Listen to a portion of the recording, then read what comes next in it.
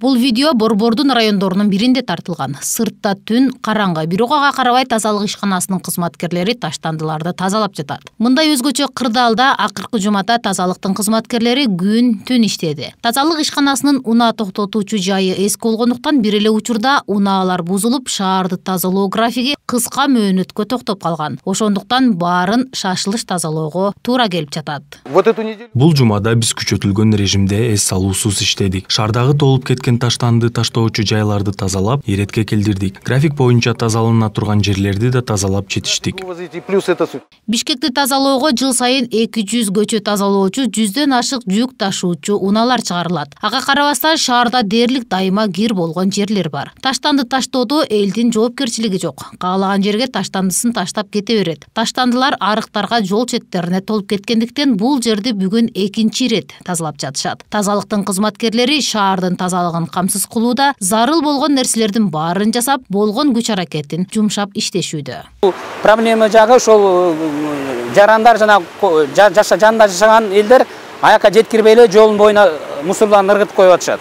Ошондуктан ошо күнүгө бир күндө 2 жолу келип алышка туура келип атышат.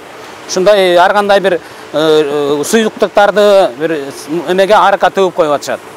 Урнанын жанындагы күл анчалык деле жаман эмес. Бир кыйла олуттуу тамак аштын калдыктары, чириген жашылчалар, малдын каны да бар. Кафелер менен тамактануучу жайлар таштандыны эмне кылабыз деп тынчсызданышпайт. Идиш жууган саркынды сууларын жакынкы жердеги арыктарга куюшат. Таштандыларын жол четтерине таштап салышат.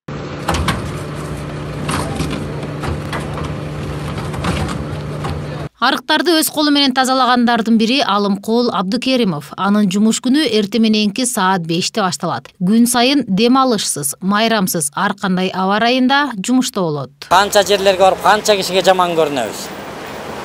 Ар кайсы жерге таштап коюшат. Эл тазалыкты сыйлабай калышты да, кыскасы. Ар ким өзүн билгендей да. Сиздер эмнелерди тазалайсыздар? Бүт көчөнү, тротуарды, арыктын ичин бүт барын ошонун баарын тыгып коюшат. Бүгүнкүдөй жан жааганда ошол турбанын оозуна тыгылат.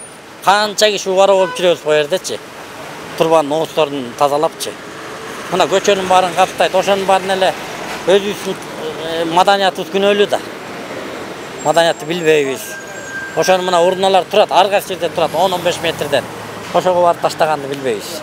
Көбүнчө Бишкектин чет жактарында таштанды таштоого мүмкүн эмес жерлерге көп таштанды ташталат. Кээ бирлери таштанды ташуучу унаа жумасына бир эле жолу келет. Ошондуктан таштандыларды туш келген жерге ыргытууга аргасызбыз дешет. Бирок үйлөргө жакын болбосо да таштанды челектери ар бир аймактарга орнотулган. Болгону таштандысын басып барып таштоодон эрингендер көп. Тазалык бул маселени чечүүнү да көздөп жатат.